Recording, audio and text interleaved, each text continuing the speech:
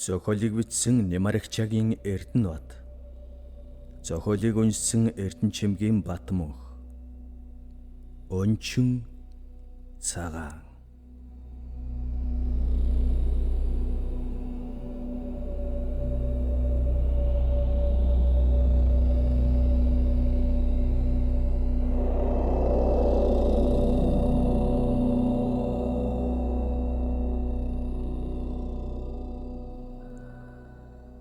(1998) оны өвөл Дорнот аймгийн Чавлсан хот.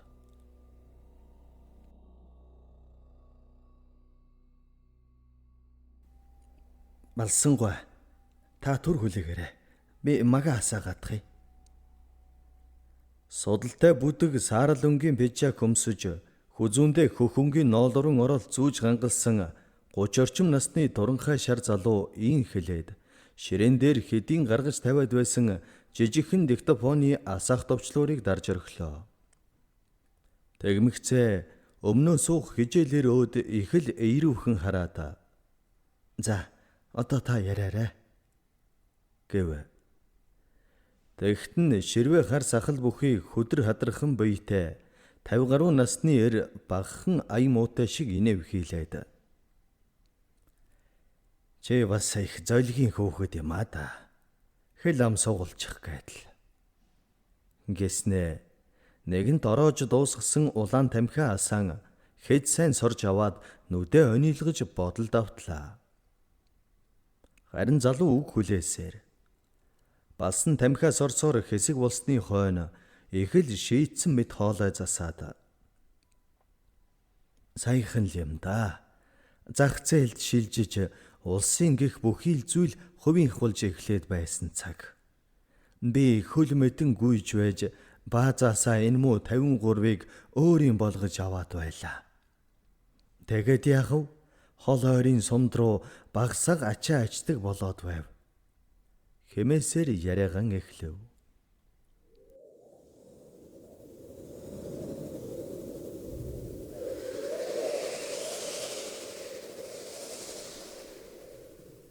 Талын энгээр нэг гүймэглэх явган цагаан шуурга бүдэг шар гэрлийн үзүүрт зайгүй маналзна. Чавлсан хотоос гурил будаа малын тэжээл зэргийг хамж ачаад хөдөлсөн балсан тэрхүү явган шуургыг хаг зүссээр харуу бүрийтэй золгожээ. Тэр тэн явтал нойрон хүрх янзтай болсон тул амандаа дуу аялна. "Өөрийн цагаан тояа юу амар сайхан талман байна. Вэрээсний шагаа юу амуутараны шарига байна хөө."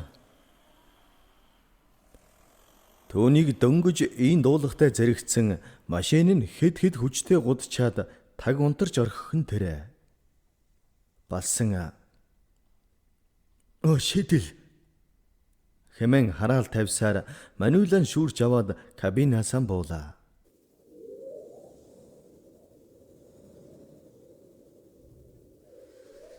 Тэгэх үед талын жавар тас хийж байх бөгөөд цасан шуурга улмааж ширүүцэх янзтай болж байх ажээ. Балсан хар хөлсөөнд цувж хамаг тэнхээгийн бартал ноцолтоод машин нь ассангүй. Тэр арга гүйдэж буцаад кабиндан суулаа. Саяхан тавьсан мотор юмсан. Хачи юм да. Жолоочэр гайхшаан барж ийн шивнсээр халуун савтай цайны тагийг онгойлгож сэнжтэй төмөр аягандаа нэг сайн дүүргэв. Энэ зуурт салхи улам ширүүсэж түүнийг дагаад өвч харанхуй ноёлжээ. Халуун цай ууж бие тавирсан эр яха бодож ядсаар тамхиан баагуулж суuna. Гэтэл түүний машины хаалгыг хэн нэгэн зөөлөн тогших сонсдлоо. Балсан "Юу вэ?" гэж хорон бодол хийсэн ч эргэлзэх зүйлгүй өөрийн талын хаалгыг нээв. Тэр угтаа мал хүйд яваад шуурган төөрсөн хүн таараа болов уу гэж санджээ. Гэвч тэнд хинч байсангүй. Гагцхүү завсаргүй шуурга салхин аясаар цасан ширхгүүд л эрчлэн маналзаж байв. Балсан хаалгаан тас хийдэл хааж орхиод суудлынхан араас ямаан дах гаргаж өөрийгөө сайтрах учив. Тэрээр салхинд хий юм сонсч л дээ. За тэр ч яхав. Мо тэргээл хөлдөөж орхих нь. Яадаг шүү юм бэлээ те. Ер нь хучиж орхиод эндэл хонож үцхээс биш. Зам зуур машин тарих таарахч билүү. Шуурга намтахаар л ноцолдож үзье. Гэгчлэнг бодсоор машинаасаа буухыг завдваа. Энэ үед дахиад л хаалгын зөөлөн догших чимээ тодоос тод сонсдгон тэр. Насаараа жолоо мушигсан угийн хэнэггүйэр энэ удаад дав хийж тэрхүү чимээг сайтар сонслоо. Үнэхээр л зөөлөн хэрн нэгэн хэмээр хаалгыг түг хийтэл тогссоор байв. Гэвч Балсан хаалгаа онгойлгох гэж яарсангүй. Харин аажуухан өнгийгөөд цонхоор гадагш харлаа. Үнэхээр өөрийнх нь талын хаалган дээр нэгэн хүн зогсож байхажээ. Гэхдээ царай нь харагдсангүй. Машины цонхны доохноор сул орхисон эмэгтэй хүний урт хар үсэл хийсж үзэгдэнэ. Гөө энэ хар шуурганаар толгой нүцгэн бүсгүй хүн ингээд яв өнгөө юм да. Тэгээд бас шөн шүү. Балсан жолооч ийм бодож гайхширсаар дахин дээш өндөж өнөө хүнийг сайтар харав. Цэцгэн хээтэй эрээн плаж өмссөн эмэгтэй хүн байхажээ. Үн чин юу гэж нүвэ? Арай хэмээн бодсон эрийн хамаг бие зарааж нурууных нь үс босоод ирэх шиг болов.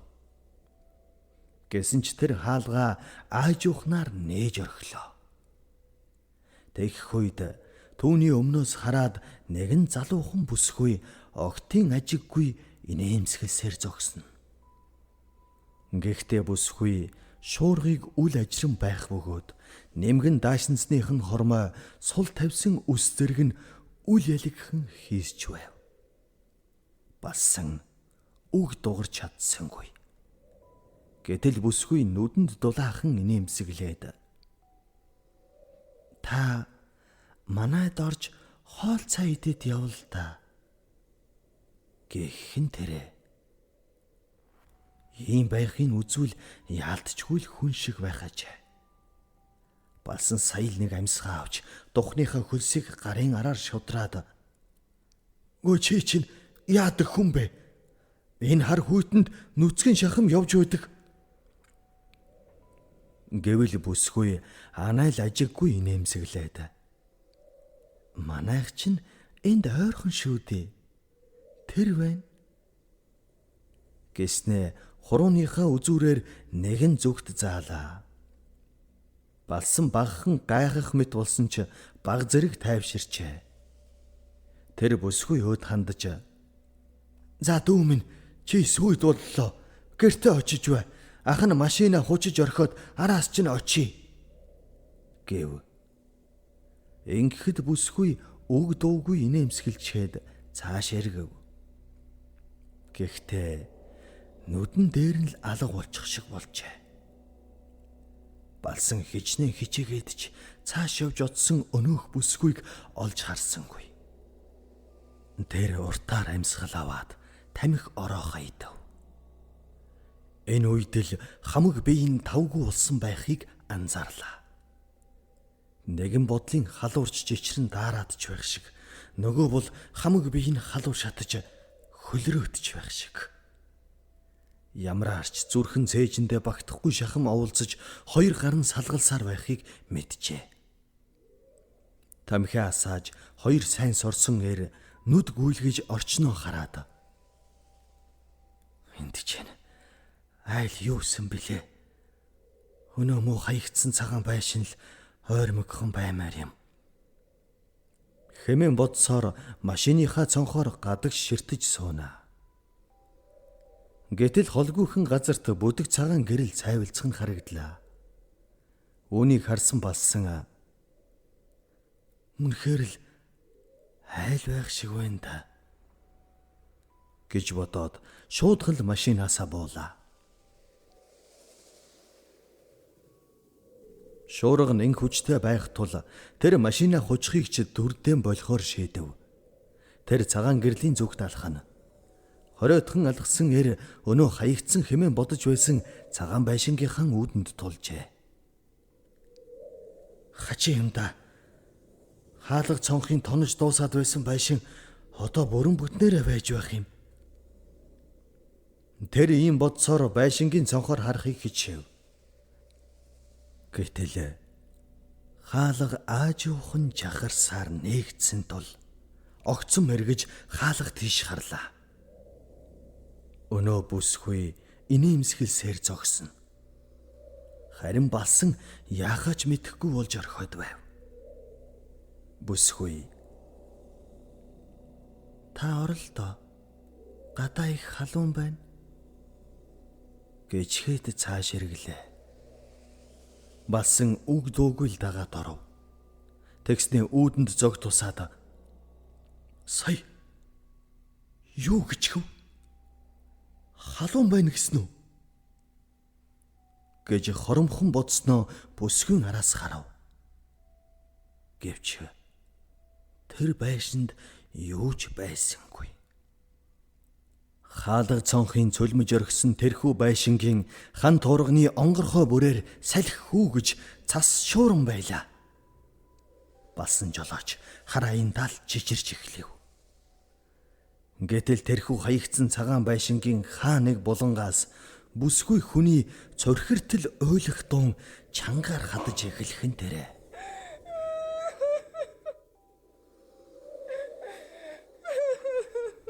Жолоочээр хөдөлж чадахгүй болжээ. Балсан эргээд гарах гэсэн ч хоёр хөлн тушаатай мэт болсон байх бөгөөд хоолой нь бачуурч хоёр нүдэнд нь нулимс бүрхээд болсонгүй. Гэвч тэр хамаг тэнхээгээ шавхан байж үүд тийшэн эргэлээ. Хавтас хаалгагүй онгорхой үүдээр цасан шуурга маналзан байх л харагдана. Энэ мөчөд уйлах чимээ улам бүр ойрцсоор түүний яг ард талд хэн нэгэн ирээд зогсох нь эрэхгүй мэдрэгдэжээ. Угаас шашингүй үзлэр хүмүүцсэн жолоочрын цээжинд шад болгоод уншчих тарин майнч байсангүй. Ямраар ч гээгцэн цагаан байшингийн хүмүүн бус зүйлтэй учирсныг л тэр бүр түүрхэн ойлгож байв.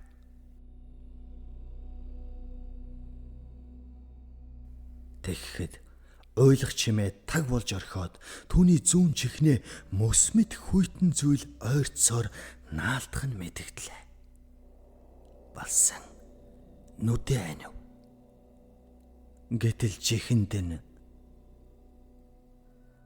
их халуун байна. Та хувцаан тайлж сэрүүцээж гэх бүсгүй хүнийх мэд хахир хоолой зөөлөн хэрнээ тодоос тод цуурайлах нь тэрэ. Энэ мөчөд Балсангийн дотор асар ихээр муухайрч цээжинд нь шивтэр амтагдах шиг болоод хоёр чихэнд шуугж эхлэв. Тэр эцсийн мөчөд хүйтэн чулуун шалан дээр хөсөр унаж байхыг л мэджээ. Гэхдээ тийм унсных нь хойно хэн нэгэн өөрийнх нь хөлнөөс чангааж байхыг бүр түүрхэн мэдсэн байв.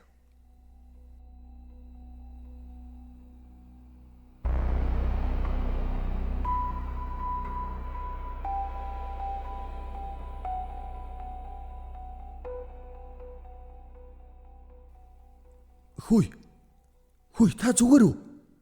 Аль босоорой. Гэх дуунаар Балсан нүдээ муухан нээв. Тэр газарт төрүүлгээ харж хэвдсэн байх бөгөөд хамаг бэйн даагдахын аргагүй хүнд байх ажээ. Харин түүнийг хоёр залуухан эрэгтэй газраас татан өндийлгэж байлаа. Ямраар ч нүд нь гэлбэж байхыг бодоход нар мандаад шуурга намтсан мэт санагдав.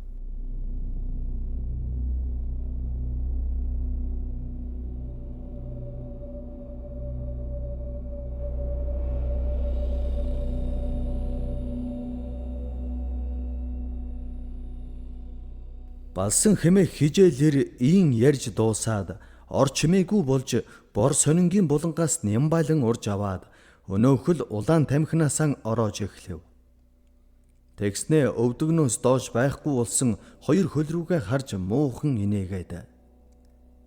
Дүү минь, чи дэмийл юм яриулж сэтгэлийн зовоорыг хөдлөгч юм да. Ажил нь ийм юм бол одоо яа гэх вдэ. Хэмээж зөөлнөр хэллээ. Тэгэхэд залуу эр сэтгэл нь арай л ханаагүй бололтой балсан өөд ширтээд. Тийм ээ аха, ажлыг минь ойлгож дэмжиж байгаад баярлалаа. Та тэгээд гатаа байсан хэрэгүү? Нөгөө цагаан байшинд байхад нь хүн олсон хэрэгүү? Гэвэ. Балсан тамхиас орсороо.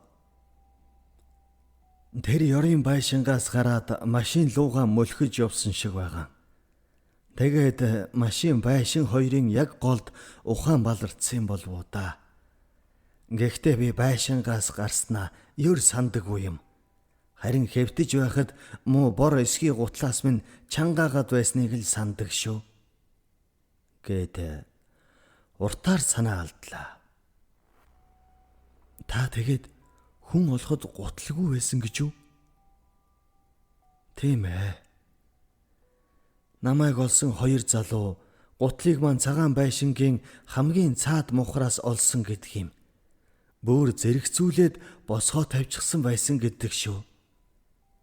Азаарл би хоёр хөлгүй болж үлдсэндээ. Түүнээс тэр чихтэй таг хөлдөөд талисан байхыг үгүйсгэх газаргүй л юм. Та арх уусан байсан уу? Үгүй ч. Би гэдэг хүн чинь ёстой амсаж яваагүй дээ. За, танд баярлалаа балсангүй. Тэд хоёулын дунд ийм яриа өрнөөд диктофон унтрав.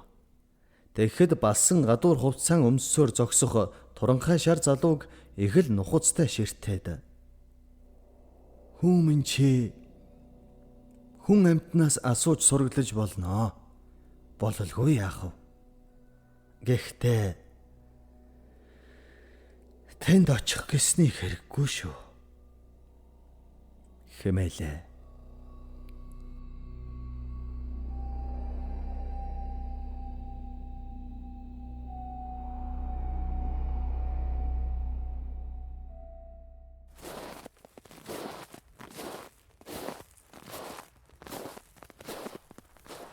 Зорж ирсэн хүнээсээ багахан боловч яриа авч чадсан залуу их л баяртайгаар алхаж явна. Түүнийг цэнгэл гих бөгөөд нэг шар сонины сэтгүүлж болох хүн ажээ. Цэнгэл чулуухан алхасаар өөрийн байрлсан бэсэрхэн зочид буудлын үүдээр явж оров. Түүнийг тийн ороход үүдэнд суух ресепшн эмэгтэй дуу алдсаар босч угтлаа. Эмэгтэй шуутхан л ашгүй дээ. Чи хүрээд ирвүү? Эх чин чамд яг хэрэг болох хүнийг дуудчихсан шүү. Одоохон хүрээд ирнэ. Гэж их л баяртайгаар хэлэх ажээ. Цэнгэлж түүний ил үгэнд өөрөөс нь дутахгүй баярлаж. Тийм үү? Баярлаа ихчээ. Би нэг хоол идэгдэхүүл амжих болов? Хэмээлээ.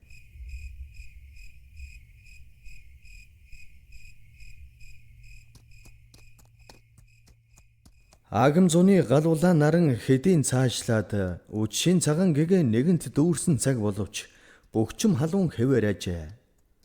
Энэ л багахан сэрүү урдсан цагаар хоёр морьтон зуузай холбосоор товлцтол алхуулж явна. Тэд 17-8 орчим насны хөвгүүд байх бөгөөд өдрийн халуунаас халгаж нар буулгаад цагаан овоо сумын ойрмонхноос мордон 20 км-ийн цаана байх өвөөгийн рүүгээ зорьсон нь тэр байлаа.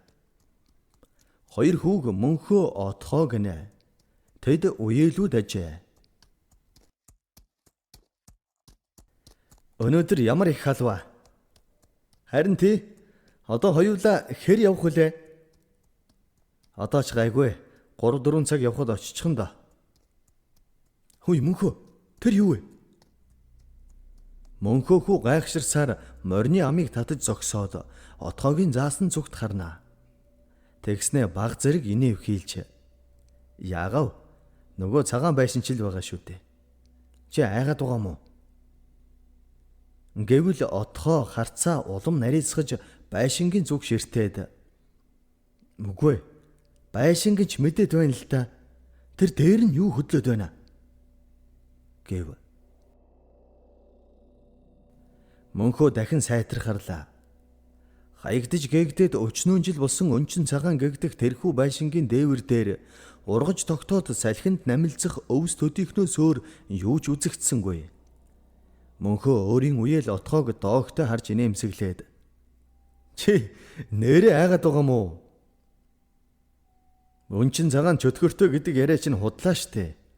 Ман чи энүүгээр зөндөөл явсан. Бүр дотор нь ч орж үзсэн" гэв. Мөнхөө бол угаасаа хөдөөний хүүхэд төдийгүй энэ хаваар л нутаглаж өссөн нэг. Харин отгоогийн хувьд өөр. Тэр бол хотод төрж өссөн хүүхэд бөгөөд зундаа л хаа нэг ирж энд хэд хондог билээ. Отгоо энэ удаа дугарсангүй. Тэр их л гайхах мэд хэсэг зогсоод морион давирч айжуухан урагшлав. Мөнхөө ч ажиггүй инээсээр түүнтэй дөрөө харшуулна. Энэ зуурт тэд өнчин цагаан гэгдэх байшингийн яг л дэрэгдүр явах ажээ. Отгоо байшингийн зүг толгой эргүүлж дахин харав. Гэтэл байшингийн дээвэр дээр ургасан хэсэгхэн өвсөн дунд өвдгөн тэврээд явган суусан багахан хүү тодоос тод харагдхан тэрэ.